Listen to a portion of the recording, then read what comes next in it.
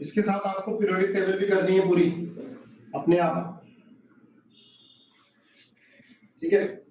तो chemical bonding, भाई chemical bond form क्यों होता है आप जानते हो, why chemical bond is form, speed से लिखते जाना, why chemical bond will form, क्यों होता है, is form. Chemical bond form क्यों होता है, फर्स्ट ऑक्टेट कंप्लीट करने के लिए, टू कंप्लीट ऑक्टेट, जिसने पढ़ रखा है वो भी ध्यान से सुनते रहना, नोट करने की जरूरत नहीं है, कुछ कुछ पॉइंट आएंगे अलग आएंगे, ठीक है, वो नोट करते जाना। सारा शॉर्ट में लिखते हो तो अच्छी बात है। टू कंप्लीट ऑक्टेट, और सेकेंड टू गेन स्टेबिलिटी, है ना, टू गेन स्टेबिलिटी, ऑक्टेट को कंप्लीट करने के लिए, स्टेबिलिटी को गेन करने के लिए। देखो दो एटम बॉन्ड बनाते क्यों है, ये दो एटम है, ठीक है, ये न्यूक्लियस इनका, ये इलेक्ट्रॉन क्लाउड है, मान लीजिए ये एटम ए है और ये एटम बी है, ये न्यूक्लियस है, ये इलेक्ट्रॉन क्लाउड है। जब भी ये पास पास आएंगे तो क्या होगा, अट्रैक्शन होगा या रिपल्शन होगा, अट्रैक्शन होगा या रिपल्शन होगा। अच्छा, आपकी अटेंडेंस हर क्लास में होती है, क्लास स्टार्ट होने के 10 मिनट बाद और क्लास स्टार्ट होने से 10 मिनट पहले, वो खत्म होने से 10 मिनट पहले। तो जब दोनों पास पास आएंगे तो रिपल्शन भी होगा, अट्रैक्शन भी होगा, है ना। इन दोनों में देखो इलेक्ट्रॉन क्लाउड और इलेक्ट्रॉन क्लाउड में क्या होगा, रिपल्शन। न्यूक्लियस, न्यूक्लियस में क्या होगा, रिपल्शन। इसके न्यूक्लियस और इसके इलेक्ट्रॉन क्लाउड में क्या होगा, अट्रैक्शन। इसके क्लाउड सॉरी इसके न्यूक्लियस और इसके इलेक्ट्रॉन क्लाउड में क्या होगा, अट्रैक्शन। तो अट्रैक्शन और रिपल्शन दोनों ही होता है जब भी दो एटम पास पास आते हैं, है ना, स्टेबिलिटी गेन करने के लिए। लेकिन बॉन्ड कब फॉर्म होगा, when net force of attraction, when net force of attraction net force of repulsion से ज्यादा होगा। जब force of attraction force of repulsion से ज्यादा होगा तभी बॉन्ड फॉर्म होगा। लिख लेना, बॉन्ड कब फॉर्म होगा, जब net force of attraction greater than net force of repulsion, है ना। अच्छा, जब बॉन्ड फॉर्म होगा तो एनर्जी अब्सॉर्ब होती है, रिलीज होती है। बॉन्ड फॉर्म होता है तो एनर्जी रिलीज होती है, एनर्जी रिलीज होती है। जनरली एक्सोथर्मिक फिनोमेना होता है, एक्सोथर्मिक जिस प्रोसेस में एनर्जी रिलीज होती है। तो ये ध्यान रखना बेटा, अट्रैक्शन रिपल्शन दोनों होगा जब एटम पास पास आएंगे, लेकिन बॉन्ड कब बनेगा, जब net force of attraction net force of repulsion से ज्यादा होगा, है ना। ये ग्राफ आता है, देख लेना, ये इस तरह से ग्राफ होता है। देखो ये ए और बी, है ना, मान लीजिए ये एटम बी है और ये एटम ए है इधर, यहां पर ये बॉन्ड बन जाता है। यहां पर एनर्जी क्या होती है, मिनिमम होती है, डेल्टा एच मिनिमम होता है, ठीक है। जहां एनर्जी मिनिमम होती है स्टेबिलिटी होती है मैक्सिमम, मतलब यहां बॉन्ड बन गया, यहां बॉन्ड बन जाता है। और जो डिस्टेंस होती है बिटवीन एटम उसको क्या बोलते हैं, बॉन्ड लेंथ। यहां पर बॉन्ड बन गया, इस समय डिस्टेंस बिटवीन टू एटम क्या होगी, बॉन्ड लेंथ होगी, ठीक है। यहां पर देखो मिनिमम एनर्जी पॉइंट है, ये एनर्जी में और डिस्टेंस में, एनर्जी और डिस्टेंस में ग्राफ है। राइटिंग समझ में नहीं आया तो मुझे चैट बॉक्स में लिख देना। एनर्जी और डिस्टेंस में ग्राफ है ना, दोनों एटम पास पास आ रहे हैं, यहाँ पर एनर्जी मिनिमम हुआ, यहाँ पर फोर्स ऑफ अट्रैक्शन जो है फोर्स ऑफ रिपल्शन से ज्यादा, है ना, ये बराबर होगा, इससे पास ही कम हो जाएगा, ठीक है। देखो यहाँ भी ग्राफ टच नहीं करेगा और यहाँ भी ग्राफ भी टच नहीं करेगा, ध्यान रखना, ये लाइन यहाँ भी टच नहीं करेगी, लिख लेना, यहाँ भी टच नहीं करेगा, यहाँ भी टच नहीं करेगा। रीजन बताओ, ये ग्राफ यहाँ भी टच नहीं करेगा और यहाँ भी, है ना, मान लिया पॉइंट ये टी है, इस पे भी टच नहीं करेगा, ये पॉइंट ऐसे इस पे भी टच नहीं करेगा। रीजन बोलो, ऊपर वाले पे टच क्यों नहीं करेगा, यहाँ पर ये ग्राफ टच क्यों नहीं करेगा, टेल मी।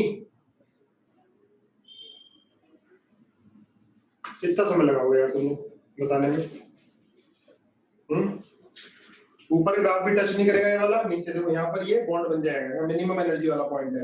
यहाँ ग्राफ टच क्यों नहीं करेगा सर? डिस्टेंस जीरो नहीं हो सकता, बिल्कुल सही बात है, डिस्टेंस दो एटम के बीच में जीरो नहीं हो सकता। देखो इधर, तो यहाँ पर ये टच क्यों नहीं करेगा? क्योंकि दो एटम का डिस्टेंस, न्यूक्लियस का डिस्टेंस जीरो नहीं हो सकता। ठीक है बेटा, थोड़ा बड़ा लिख दूंगा आगे से ना, आगे से बड़ा लिख दूंगा।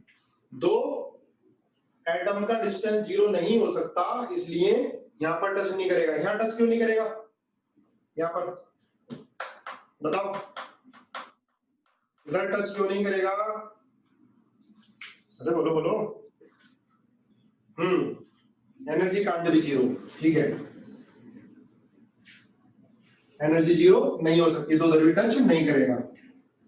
ठीक बात है। देखो ध्यान रखना, अट्रैक्शन जो होगा, एक ये ग्राफ भी ध्यान रखना, हम ऐसे हाइपोथेटिकल बना देते हैं, ये अट्रैक्शन और सॉरी ये रिपल्शन और ये अट्रैक्शन, ऐसे बना देते हैं, है ना। ये जो होगा, ये जो एरिया है ना, ऐसे हाइपोथेटिकल बना रहा हूं मैं इसको ताकि तुम्हें ध्यान रहे। ये रिपल्शन, ये अट्रैक्शन, फोर्स ऑफ सॉरी ऊपर वाला फोर्स ऑफ रिपल्शन और नीचे वाला फोर्स ऑफ अट्रैक्शन। तो ध्यान रखना, जो एरिया अट्रैक्शन वाला होगा वो ज्यादा होगा। ये मैं एक हाइपोथेटिकल से ग्राफ बना रहा हूं, एरिया अट्रैक्शन वाला रिपल्शन से ज्यादा होगा। Area of attraction greater than area of repulsion. ये हाइपोथेटिकल से ग्राफ है। बॉन्ड तभी बनेगा जब अट्रैक्टिव फोर्स रिपल्सिव फोर्स से ज्यादा होगा। जरा छापो जल्दी, देखो आगे। अब बहुत सारे कंपाउंड होते हैं, स्टेबिलिटी भी देखने में लगती है ना। बॉन्ड बन जाता है लेकिन ऑक्टेट पूरा नहीं होता। ऐसे बहुत सारे एटम है, कंपाउंड है, आपको लग रहा है कि देखने में अनस्टेबल है पर बनते हैं। स्टेबिलिटी किसी और कारण से आती होगी, बॉन्ड बन जाता है, देखने में भी स्टेबल लगते हैं लेकिन ऑक्टेट पूरा नहीं होता।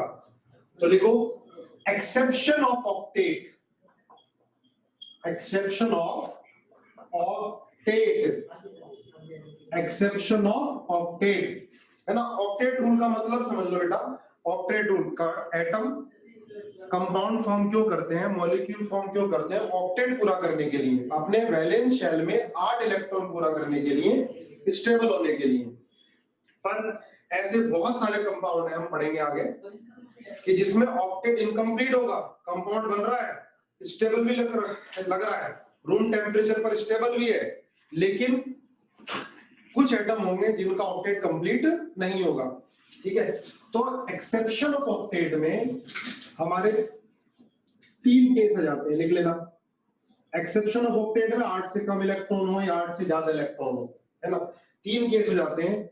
एक आते हैं इलेक्ट्रॉन डेफिशिएंट कंपाउंड, लिखते जाना साथ साथ, इलेक्ट्रॉन डेफिशिएंट, तो बड़ा लिख देता हूं, इलेक्ट्रॉन डेफिशिएंट कंपाउंड। दूसरा, इनको हाइपोवैलेंट भी बोलेंगे बेटा, हाइपोवैलेंट लिख लेना है ना, हाइपोवैलेंट। दूसरा expansion of octet, expansion of octet, इनको हाइपरवैलेंट भी बोलते हैं। तीसरा odd electron compound, odd electron compound, यह है exception of octet. Exception of octet में 3 केस आएंगे, इलेक्ट्रॉन डेफिशिएंट कंपाउंड, जिनको हाइपोवैलेंट बोलोगे, हाइपो है ना, कम। एक्सपेंशन ऑफ ऑक्टेट, जो अपने ऑक्टेट को एक्सपेंड कर लेंगे, 8 से ज्यादा इलेक्ट्रॉन लेंगे, वो क्या होंगे, हाइपर। और तीसरा होता है ओड इलेक्ट्रॉन कंपाउंड, ये भी ऑक्टेट रूल को फॉलो नहीं करते हैं। इसमें पहला लिख लो, इलेक्ट्रॉन डेफिशिएंट कंपाउंड। मैं फास्ट पढ़ा रहा हूं, तुरंत बता देना, कभी फिर बताओ चैप्टर कंप्लीट होने के बाद। इलेक्ट्रॉन डेफिशिएंट कंपाउंड, तो इलेक्ट्रॉन डेफिशिएंट कंपाउंड को हाइपोवैलेंट कंपाउंड भी बोलते हैं। हाइपोवैलेंट मतलब लिख लो इसमें, इलेक्ट्रॉन डेफिशिएंट कंपाउंड जिनमें सेंट्रल एटम के वैलेंस शेल में 8 से कम इलेक्ट्रॉन होते हैं, है ना, less than 8 electron in outer most shell. लिख लो, the compound in which central atom has less than 8 electrons in its outermost shell. 8 से कम इलेक्ट्रॉन होंगे आउटर मोस्ट शेल में, ठीक है। जैसे example BF3, BCl3, BBr3, BI3, BeCl2, B2H6, BH3 को लिखना जरूरी नहीं, BH3 तो एग्जिस्ट ही नहीं करता है, ठीक है। AlCl3 etcetera. देखो ये सारे कंपाउंड जनरली एग्जिस्ट करते हैं रूम टेम्परेचर पर इनमें सेंट्रल एटम का ऑक्टेट इनकम्प्लीट है। BF3, BCl3, BBr3, BI3, BeCl2, B2H6, AlCl3 etcetera और बहुत सारे, जरा नोट कर लो, देखो। तो बेटा हाइपोवैलेंट कंपाउंड क्या होते हैं? जिनका ऑक्टेट इनकम्प्लीट हो जाता है किसी एक एटम का, सेंट्रल एटम हो, कोई और एटम भी हो सकता है, उनको बोलते हैं hypovalent. Central atom has less than 8 electron in its outermost shell after formation of compound, ठीक है। लिख लेना, they also behave as Lewis acid. ये लुईस एसिड की तरह बिहेव करते हैं। They behave as Lewis acid. Lewis acid क्या होते हैं? Which have tendency to accept lone pair of electron. लिख लो, which have tendency to accept lone pair of electrons. जिनकी tendency lone pair of electron को accept करने की होगी, ठीक है। which have tendency to accept lone pair of electron, है ना। जो इलेक्ट्रॉन के भूखे होंगे वही एक्सेप्ट करेंगे, उनको क्या बोलते हैं? लुईस एसिड होते हैं। तो जो इलेक्ट्रॉन डेफिशिएंट कंपाउंड होते हैं ये लुईस एसिड की तरह बिहेव करते हैं, ठीक है। ये सारे लुईस एसिड होंगे। अब बेटा ध्यान रखना, अब ये हमने लिखा दिया इलेक्ट्रॉन डेफिशिएंट कंपाउंड है ना, पर ये करते क्या है, ये स्टेबल है क्यों? अब ये BF3 है या BCl3 है या BBr3 है या BI3 है, इनमें सब में ऑक्टेट इनकम्प्लीट है। भाई बोरोन में कितने होते हैं? वैलेंस शेल में 1 2 3 3 होते हैं। फ्लोरीन का तो हो गया पूरा। फ्लोरीन में कितने होते हैं? 1 2 3 4 5 6। तो बहुत छोटी छोटी चीजें, बड़े आसान क्वेश्चन आते हैं मेडिकल में, तो और केमिस्ट्री में आईआईटी में भी टफ नहीं आते, दिमाग लगवा देता है, पर बेसिक कांसेप्ट ही होते हैं। तो देखो यहाँ तो 7 इलेक्ट्रॉन होते हैं वैलेंस शेल में फ्लोरीन, तो इसका तो पेट भर गया, 8 पूरे हो गए, या फ्लोरीन के 8 पूरे हो गए। ये सारे क्या होंगे? सिग्मा बॉन्ड होंगे, पता है ना तुम्हें। 2 एटम के बीच में एक बॉन्ड होगा तो क्या होगा? सिग्मा होगा। ये सारे सिग्मा होंगे और इनको क्या बोलेंगे? लोन पेयर, है ना। लोन पेयर क्या होता है? Pair of electron which do not participate in bond formation, है ना। लोन पेयर कितने होंगे इस कंपाउंड में? 3 और 3 6 और 3 9, और ये क्या होते हैं? सिग्मा बॉन्ड सारे के सारे। लेकिन अभी बोरोन का पेट नहीं भरा है, तो ध्यान रखना बेटा, जिन कंपाउंड में किसी एटम का ऑक्टेट इनकम्प्लीट होगा तो वो चुप नहीं बैठेगा, वो शांत नहीं बैठेगा, अपना ऑक्टेट पूरा करने के लिए कोई ना कोई जुगाड़ करेगा। अब क्या कर सकते हैं?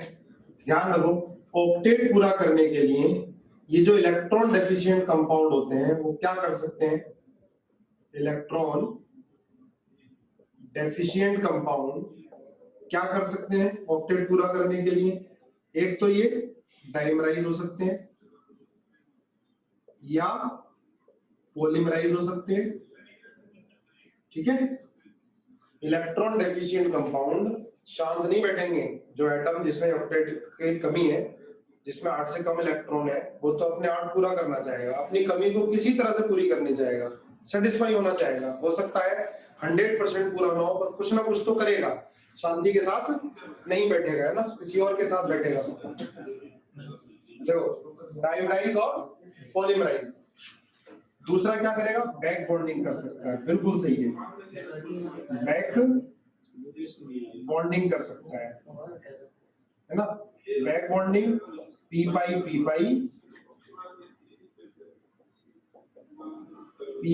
पाई और डी पाई भी होती है, और हम ये दोनों ज्यादा पढ़ेंगे। बैक बॉन्डिंग भी कर सकता है, ठीक है।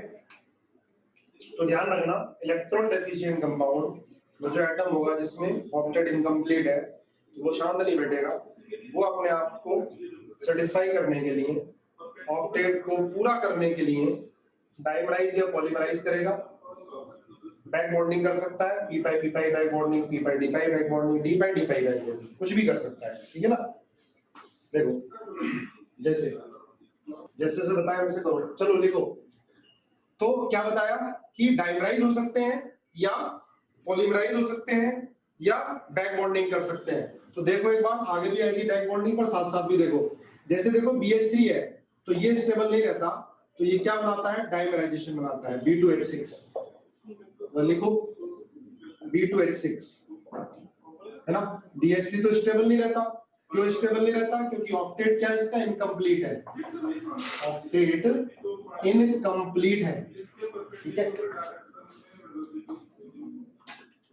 तो ये क्या बनाता है बेटा, डाइमराइज, लेकिन उसके बाद भी इसका ऑक्टेट कंप्लीट नहीं होता, बट कुछ तो सेटिस्फाई हुआ, लेकिन अभी भी ये कंपाउंड B2H6 क्या बोलते हैं इसको, इसको बोलते हैं डाइबोरेन B2H6, अभी भी ये लुईस एसिड की तरह बिहेव करेगा।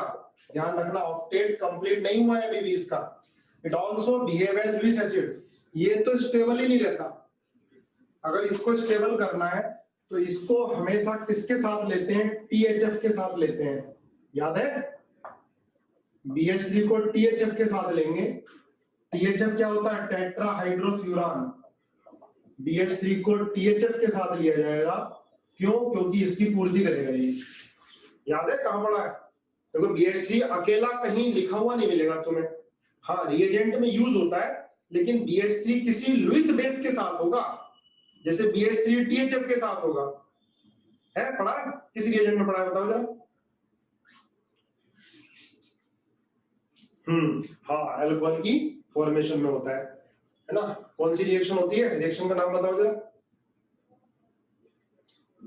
सारे लोग इंटरेक्ट किया करो यार, चलो कुछ स्पीड से नहीं लिख पाएंगे।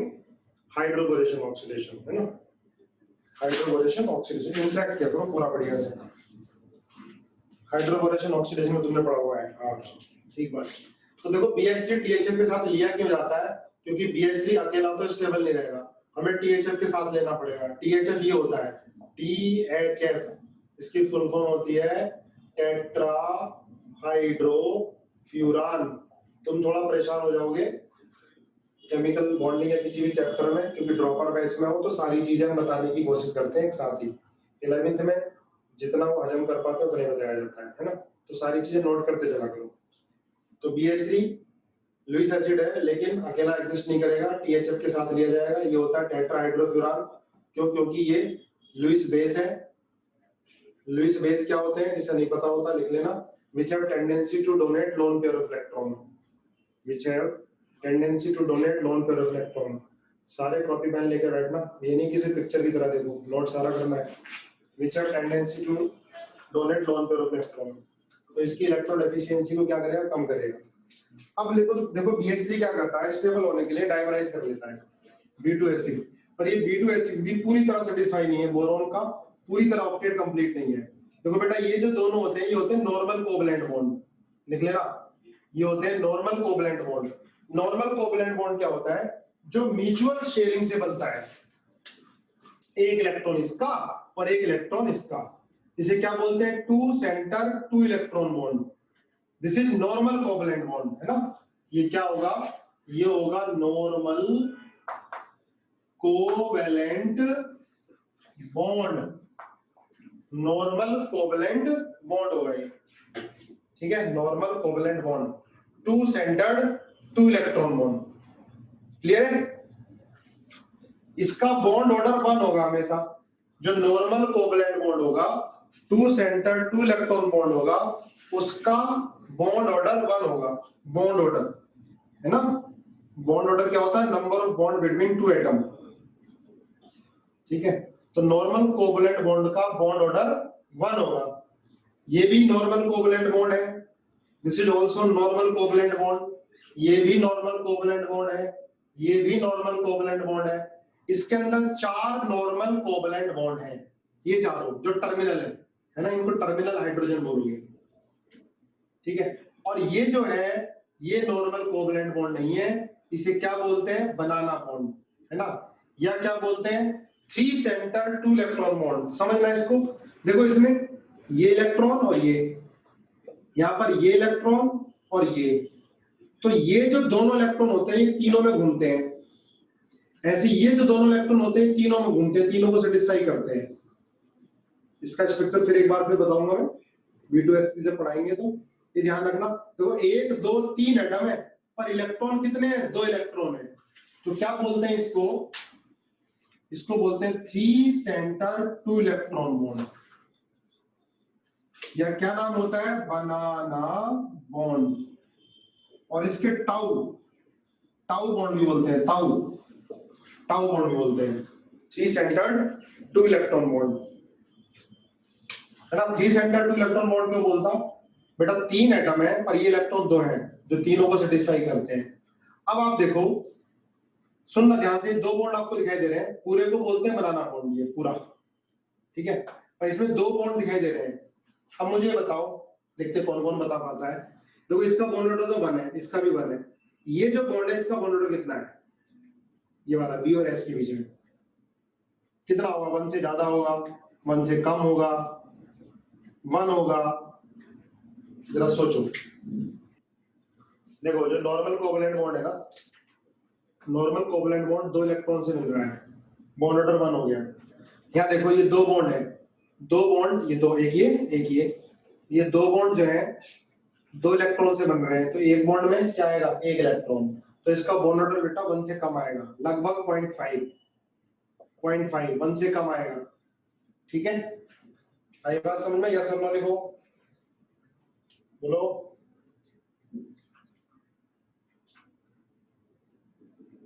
यस, है ना।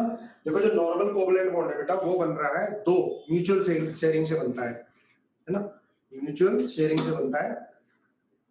ठीक है ना, पर जो ये बॉन्ड बन रहा है बनाना बॉन्ड, है ना, एक BH बॉन्ड जो है उसमें सिर्फ एक ही इलेक्ट्रॉन आ रहा है। ऐसे करो ना, ये 2 इलेक्ट्रॉन है, ये 3 में घूम रहे हैं, है ना, 2 इलेक्ट्रॉन, तो एक बॉन्ड में कितना आएगा? 1 इलेक्ट्रॉन।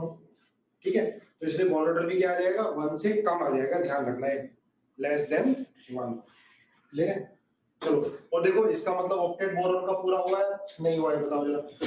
B2S6 में BH3 ने B2S6 बना लिया, तो डाइमर बनाने के बाद क्या इसका ऑक्टेट पूरा हुआ? बोरॉन का पूरी तरह सेटिस्फाई हुआ? नहीं हुआ, है ना, बिल्कुल सही, नहीं हुआ। तो इसलिए B2S6 जो है वो लुईस एसिड की तरह बिहेव करता है। हाँ, इसकी इलेक्ट्रॉन डेफिशिएंसी थोड़ी सी कम हो गई, लेकिन पूरी तरह से कम नहीं हुई। ठीक है ना, और देखो आगे।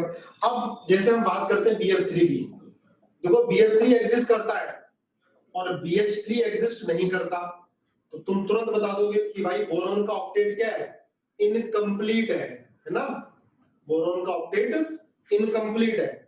लेकिन BF3 में भी तो इनकम्प्लीट है, लेकिन फिर भी ये एग्जिस्ट करता है। क्यों?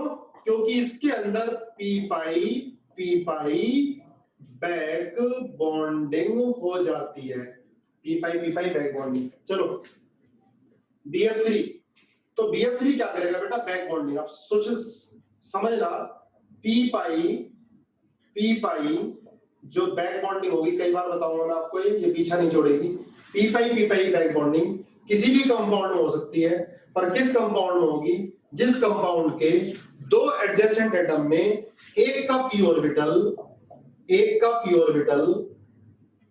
लिख लेना, एक का, किन्हीं भी 2 एडजेसेंट एटम में एक का p ऑर्बिटल एम्प्टी होगा और उसमें कम से कम एक एम्प्टी नहीं फिल्ड, एक का p ऑर्बिटल फिल्ड होगा और उसमें कम से कम एटलीस्ट एक लोन पेयर हो, वन लोन पेयर लिखना, एटलीस्ट वन लोन पेयर, और दूसरे का एम्प्टी पी ऑर्बिटल होगा, एम्प्टी पी ऑर्बिटल होगा, ठीक है। तो ध्यान रखना पी पाई बैक बॉन्डिंग कब होगी, किसी भी कंपाउंड में हो सकती है। कंडीशन क्या है कि उस कंपाउंड के किन्हीं दो एडजेसेंट एटम में एक का पी ऑर्बिटल भरा हुआ और जिसका पी ऑर्बिटल भरा हुआ है उसमें कम से कम एक लोन पेयर, दूसरे का पी ऑर्बिटल खाली है ना। अब एक कंडीशन और, 2p होगा, ध्यान रखना, अगर 2p होगा ओवरलैपिंग ऑर्बिटल का साइज सेम होगा और छोटा होगा, स्मॉल, तो ओवरलैपिंग इफेक्टिव होगी।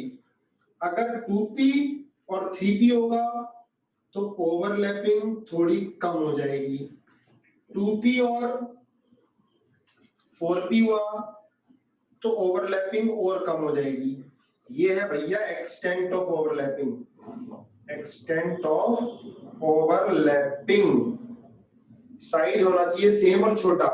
अब ये ध्यान रखना 3p में ओवरलैपिंग जो होती है बहुत कम होती है, बहुत कम होती है, ध्यान रखना। 2p में तो ज्यादा होगी, क्योंकि 2p होगा तो चार्ज डेंसिटी ज्यादा, इलेक्ट्रॉन डेंसिटी ज्यादा, तो 2p में तो ज्यादा होगी। चलो देखो आगे। तो अब जैसे BF3 है ना, तो देखो जरा BF3 में बोरोन में कितने इलेक्ट्रॉन है, 6 हो गए, इसका मतलब इसका ऑक्टेट क्या हो गया, इनकम्प्लीट हो गया। बोरोन में 6 इलेक्ट्रॉन, इसका ऑक्टेट इनकम्प्लीट, तो इसका p ऑर्बिटल क्या हो गया भैया, खाली हो गया, इसका p क्या हो गया, एम्प्टी। और फ्लोरीन में p ऑर्बिटल क्या है, भरा हुआ है ना, लोन पेयर है भाई, 3 लोन पेयर है, तो इसमें क्या होगी, p पाई बैक बॉन्डिंग। फ्लोरीन अपने पास भी रखेगा और बोरोन को भी शेयर करा देगा इलेक्ट्रॉन, तो क्या हो जाएगा ये p पाई बैक बॉन्डिंग, क्लियर। इससे क्या हुआ, बोरोन को थोड़ा सा सेटिस्फेक्शन मिला, पूरी तरह से ध्यान रखना, फ्लोरीन पूरी तरह से डोनेट नहीं करता, ये तो कोऑर्डिनेट बॉन्ड बनता, ये तो पार्शियल डीलोकलाइजेशन हो रहा है, इसके बीच में भी हो सकता है, इसके बीच में भी हो सकता है, इसके बीच में भी हो सकता है, ये क्या होता है, पार्शियल डीलोकलाइजेशन, ठीक है, पार्शियल डीलोकलाइजेशन, p पाई बैक बॉन्डिंग, क्लियर हुई है। इसलिए जो इसका स्ट्रक्चर होता है ना बेटा BF3 का, अब ये बताओ तुम, जो BF बॉन्ड होगा इसका बॉन्ड ऑर्डर 1 होगा, 1 से ज्यादा होगा, 1 से कम होगा, सोच के बताओ आराम से, कोई जल्दी नहीं। चलो ऑफलाइन कब होगा यार, पता नहीं ऑफलाइन कब होगा, जल्दी होने वाला होगा। चलो बिल्कुल सही है, बॉन्ड ऑर्डर 1 से ज्यादा होगा, क्योंकि देखो ये PP ओवरलैपिंग से ना बेटा डबल बॉन्ड कैरेक्टर आ जाता है, डबल बॉन्ड कैरेक्टर आ जाता है। जो एक्सपेरिमेंटल BF बॉन्ड लेंथ होती है, लिख लेना, BF बॉन्ड लेंथ एक्सपेरिमेंटल वो कम आती है BF बॉन्ड लेंथ थ्योरेटिकल या कैलकुलेटेड से, है ना, लिख लेना, BF बॉन्ड लेंथ एक्सपेरिमेंटल कम आएगी BF बॉन्ड लेंथ कैलकुलेटेड से, ठीक है ना, क्यों, डबल बॉन्ड कैरेक्टर की वजह से। तो डबल बॉन्ड कैरेक्टर किसकी वजह से आया, p पाई बैक बॉन्डिंग, p पाई बैक बॉन्डिंग क्यों हुई, इसका p खाली और इसका p भरा हुआ है, इसका p क्यों भरा हुआ है, 8 इलेक्ट्रॉन के बाद भी इसमें क्या हो गया, लोन पेयर, 6 3 और 3 2 और 2 4 6 इलेक्ट्रॉन ऐसे बच गए जो बॉन्डिंग में पार्टिसिपेट नहीं कर रहे हैं, ठीक है। और इफेक्टिव p पाई बैक बॉन्डिंग होगी क्योंकि 2p खाली है और 2p भरा हुआ है, ठीक है ना। चलो आगे देखो, अब मुझे ये बता दो, बड़ा कॉमन सा क्वेश्चन है, तुम्हें सबको रटा हुआ होगा, बार बार आता रहता है एग्जाम में, BF3 BCl3 BBr3 और Bi3, इसमें लुईस एसिडिक स्ट्रेंथ बताओ जल्दी, बड़ा कॉमन क्वेश्चन है, बार बार आता है, Lewis acidic strength, Lewis acidic strength है ना पहला। दूसरा बताओ extent of p pi bonding. तीसरा क्वेश्चन बताओ इसमें स्टेबिलिटी,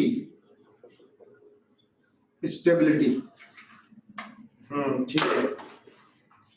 हाँ, लुईस एसिडिक पावर सबसे ज्यादा आएगी Bi3 की, बिल्कुल सही बात है। इसके बाद आएगी BbR3 की, इसके बाद आएगी BCl3 की, इसके बाद आएगी BF3 की। क्योंकि भाई यहाँ तो 2p2p ओवरलैपिंग हो रही है, फ्लोरीन ज्यादा शेयर करा देगा, बोरोन की भूख को काफी शांत कर देगा, लेकिन बोरोन BCl3 में बोरोन का 2p और Cl का 3p, तो कम इलेक्ट्रॉन जा पाएंगे इधर, है ना। BbR3 में और बड़ा हो गया, Bi3 में और बड़ा हो गया, तो I के इलेक्ट्रॉन बोरोन के पास जा ही नहीं पाएंगे, क्योंकि ओवरलैपिंग I का 5p हो गया, बोरोन का 2p हो गया, ओवरलैपिंग इफेक्टिव नहीं होगी। हाँ, Bi3 का हाईएस्ट लुईस एसिडिक पावर होगी, है ना, क्योंकि I के इलेक्ट्रॉन आसानी से नहीं जा पाएंगे, तो बोरोन ज्यादा इलेक्ट्रॉन डेफिशिएंट होगा, तो किसी दूसरे से बाहर से लोन पर लेने की टेंडेंसी Bi3 की ज्यादा होगी। ये बात समझ में आई सबको, जो बेटा पहली बार पढ़ रहे हैं, ठीक है, क्योंकि इसमें काफी बच्चे हैं जो पहले पढ़ चुके हैं, कुछ बच्चे ऐसे बैठे होंगे जिन्होंने नहीं पढ़ा हुआ है। समझ में आया ये? लुईस एसिडिक स्ट्रेंथ Bi3 की ज्यादा होगी, यस। चलो, अभी देखो extent of p pi p pi bonding. तो p पाई p पाई बॉन्डिंग सबसे ज्यादा BF3, क्योंकि ओवरलैपिंग ऑर्बिटल का साइज सेम है, फिर BbR3 और फिर Bi3, ठीक है। स्टेबिलिटी का ऑर्डर भी सेम, यही सेम, BF3 की, उसके बाद हाँ यही ऑर्डर होगा। देखो अगर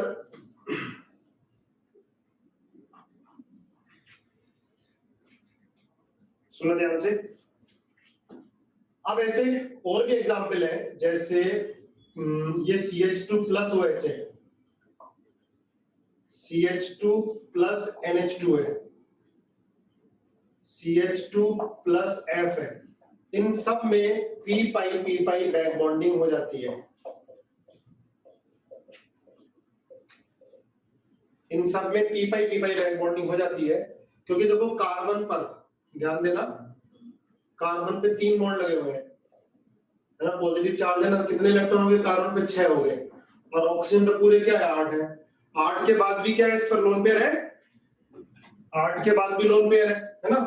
तो बेटा इसका तो p ऑर्बिटल क्या हो गया? भरा हुआ है, इसका p ऑर्बिटल क्या है? खाली है ना, इसका एम्प्टी है और इसका p ऑर्बिटल फील्ड है, इसका लोन पेयर इसमें जाएगा, तो क्या बनेगा? ऐसे दिखा सकते हो, डबल बॉन्ड OH प्लस, है ना। देख लो, तो बहुत सारे एग्जाम्पल है जिनमें p पाई बैक बॉन्डिंग हो सकती है, there are so many example. चलो, ये तो आप ये हो गया कि कुछ बैक बॉन्डिंग करते हैं, लेकिन कुछ कंपाउंड होते हैं जो पॉलीमराइज या डाइमराइज करते हैं। जैसे बेटा ये AlCl3 है ना, AlCl3 है, देखो ध्यान से, AlCl3 क्या करता है, ये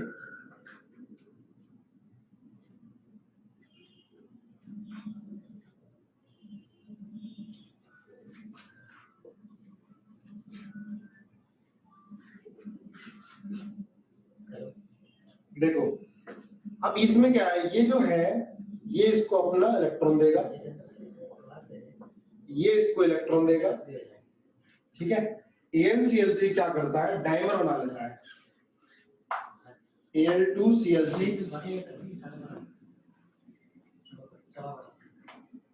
है ना, इट विल फॉर्म डाइमर, ये डाइमर फॉर्म कर लेता है स्टेबल होने के लिए, Al2Cl6, है ना। देखो ये तो नॉर्मल कोवेलेंट बॉन्ड है बेटा, ध्यान रखना है, ये तो नॉर्मल कोवेलेंट बॉन्ड है Al2Cl6, ये भी नॉर्मल कोवेलेंट बॉन्ड है इसके बीच में, और ये जो बॉन्ड है ध्यान रखना, ये जो बॉन्ड है ब्रिज बॉन्ड है ना, ब्रिज बॉन्ड बोलेंगे इसमें, 1 2 3 4, इसको क्या बोलेंगे, पूरे को बनाना नहीं बोलेंगे, ध्यान रखना, इसको बोलेंगे 3 सेंटर्ड 4 इलेक्ट्रॉन बॉन्ड, है ना। एक बार आईआईटी में पूछा गया था इंटीजर टाइप में कि कितने एग्जाम्पल ऐसे होंगे जिनमें 3 सेंटर्ड 4 इलेक्ट्रॉन बॉन्ड होगा। दिस इज ब्रिज बॉन्ड, है ना, बनाना बॉन्ड नहीं बोलते इसको, ब्रिज बॉन्ड।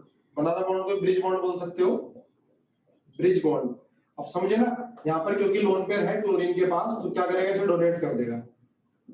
ऑक्टेट कंप्लीट हो गया एल्यूमिनियम का, 3 सेंटर हो गए। इलेक्ट्रॉन कितने यूज हो रहे हैं इसके अंदर, 4 इलेक्ट्रॉन यूज हो रहे हैं, तो उसको बोलेंगे 3 सेंटर्ड 4 इलेक्ट्रॉन बॉन्ड। तो आई बात समझ में। तो क्या करेंगे, मॉलिक्यूल जिनमें ऑक्टेट इनकम्प्लीट होगा, पी पाई बॉन्डिंग कर सकते हैं, डाइमराइज कर सकते हैं, पॉलीमराइज कर सकते हैं, ठीक है ना। चलो इसके बाद लिखो expansion of octet, expansion of octet. इसके बाद लिखो एक्सपेंशन ऑफ ऑक्टेट।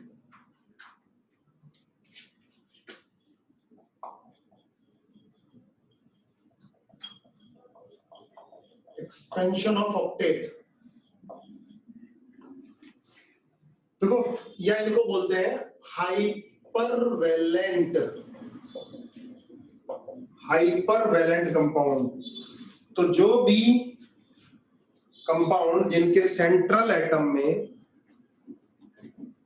सेंटर्ड वाला बता दो शिवम पवार, ये है ना बेटा, देखो इसमें 1 2 3 4 ही कोऑर्डिनेट कर रहा है ना, तो ये 3 तो एटम हो गए, 1 2 3, और इलेक्ट्रॉन कितने यूज हो रहे हैं इसमें, 4, तो इसको बोलते हैं 3 centred 4 electron bond, bridge bond बोलते हैं शिवम, ठीक है।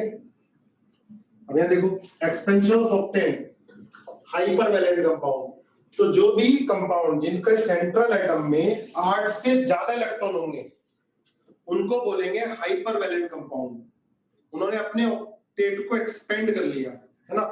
और कौन से एलिमेंट अपने ऑक्टेट को एक्सपेंड कर पाते हैं, जिनमें डी ऑर्बिटल खाली होता है, विच है एम्प्टी डी ऑर्बिटल, है ना, लिख लेना। जिनमें सेंट्रल एटम में या किसी एटम में कंपाउंड के 8 से ज्यादा इलेक्ट्रॉन होंगे, तो वो किसका एग्जाम्पल हो जाएगा, एक्सपेंशन ऑफ ऑक्टेट का एग्जाम्पल हो जाएगा। क्लियर। जैसे एग्जाम्पल बेटा PCl5, ठीक है, SF6, XeF2, XeF4, ClO4 minus, बहुत सारे एग्जाम्पल ऐसे हो जाते हैं।